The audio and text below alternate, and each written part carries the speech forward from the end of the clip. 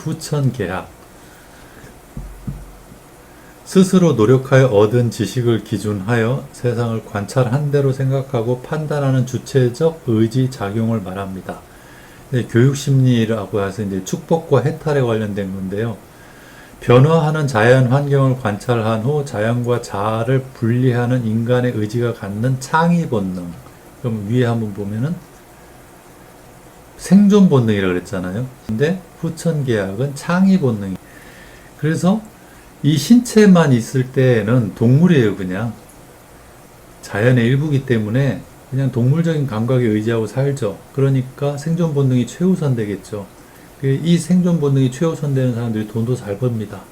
예를 들어서 뭐 돈 많이 번 사람들이 전부 다 그럼 짐승이냐? 뭐 그건 아닙니다만, 대체적으로 봤을 때 짐승이죠. 왜냐하면 그런 게 있어요. 생존 본능이 강한 사람하고 창의 본능이 강한 사람이 이제 같이 있으면, 창의 본능이 강한 사람은 다양하게 생각하고 다양한 질서를 유지하려고 하지만, 생존 본능이 강한 사람은 자기밖에 없어요. 어떤 상황에서도 자기 것부터 챙기기 때문에 당연히 이익이 더 많을 수밖에 없죠, 당장에는. 근데 이제 돈이 많은 재벌들의 특징이 뭐냐면은 이런 거예요. 생존 본능이 바탕된 상태에서 창의 본능이 있어요. 그러니까 이게 거꾸로 된 거예요. 창의 본능이 바탕된 게 아니라 생존 본능이 바탕인 상태에서 창의 본능이 있는데, 그 창의 본능은 어디서 얻냐면은 젊은 사람들, 그리고 이제 어떤 학자들, 이런 사람들 잘 활용해요. 그것도 생존 본능이지만 정말로 잘 활용을 하는 거죠, 그러니까. 그런데 교육심리 상태에서는, 후천계약의 교육심리 상태에서는 자연과 자신을 분리해서 봅니다.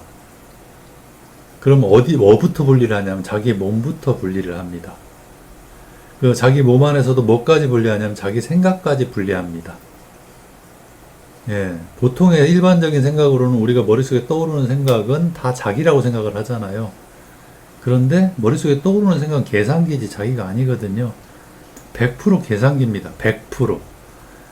그 자아에 대해서 다시 설명을 드리겠지만, 그렇죠. 몸은 몸이고 생각은 생각인데, 크게 보면 생각도 몸의 분류에 속해서, 왜? 뇌에서 나오는 거니까요. 그것도 나라고 할 수는 없다는 거죠. 대체적으로 앞에 있는 선천 태습자들은 뇌에서 나오는 생각 기준이 다 생존 본능에 관련된 것들이에요.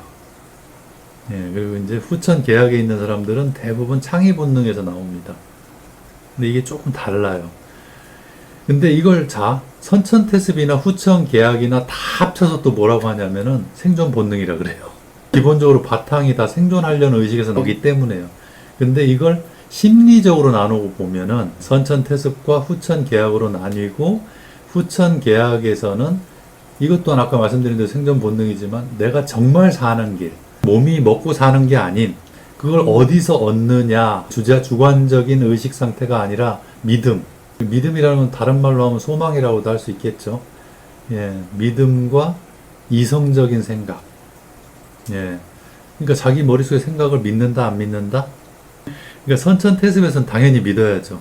후천 계약에서는 믿질 않죠. 머릿속에 떠오르는 생각은 하나의 좌표고 도표일 뿐인 거예요, 그냥. 이렇게 바라보는 거죠. 이런 생각이 떠올랐네? 왜 떠올랐지? 이건 명상기법이나 뭐 참선기법에서도 많이 쓰는 건데, 사실은 간단한 건데 어렵게 어려워지는 거거든요.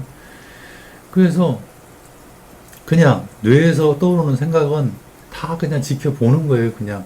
100% 지켜보는 사람이면 최고로 좋아요. 감정이입을 한다 그러죠, 우리가.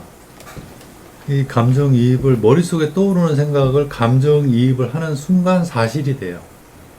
근데 떠오르는 생각에 감정이입을 안 하면 이건 사실이 아니고, 거짓도 아니고 사실도 아닌 상태가 되는 거예요, 그냥. 그리고 나면 뭐가 남느냐? 선택권이 생겨요. 뭐 손해가 있든 뭐 이익이 있든 간에 내가 선택할 수가 있는 거죠. 예, 그리고 손해다 이익이다는 어떤 개념에서 기준을 잡을지는 모르겠지만, 만약에 돈으로 따진다면 분명히 손해와 이익이 있겠죠. 예, 근데 이제 돈이 아닌 다른 어떤 가치로 따진다면은 사실상 손해도 아니고 이익도 없어요. 그게 바로 뭐다? 행복이다.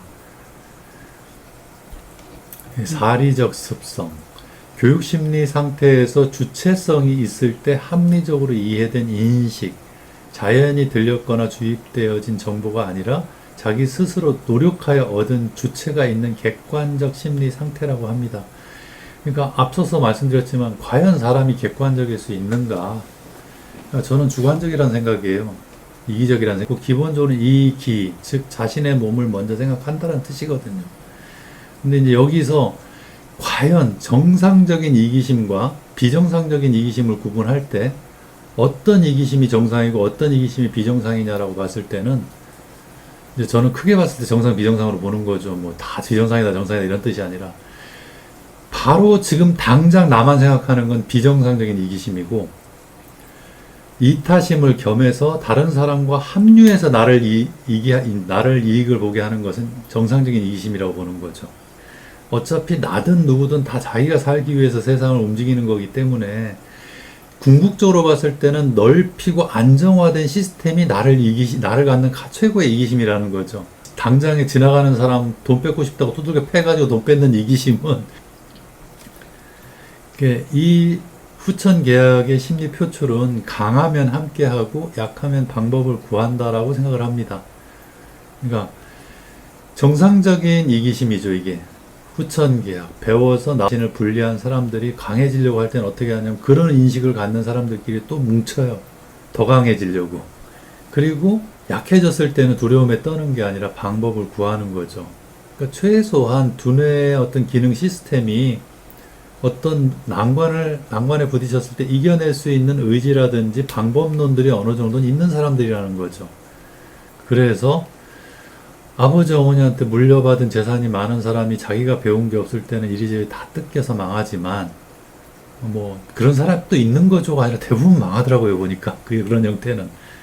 근데 자기가 노력해서 이룩했던 게 뭐 IMF든지 뭐 어떻게 해서 부도가 나서 망해도 또 다시 일어나죠. 왜? 설계도가 있으니까. 다시 일어나는데 시간도 걸리고 힘도 들겠지만 분명한 건 놓지만 않으면 끝까지 하면 일어난다는 거예요. 예, 근데 물려받거나 어디서 1억 천금이 생긴 사람들은 그런 설계도가 없다 보니까 그거를 잃는 순간 가지고 있었으면서 쓸데없이 배포만 늘어나가지고 또 되지도 않지만 그 잃는 순간 다시 일어난다라는 건 불가능하죠. 예, 저는 불가능하다고 봅니다.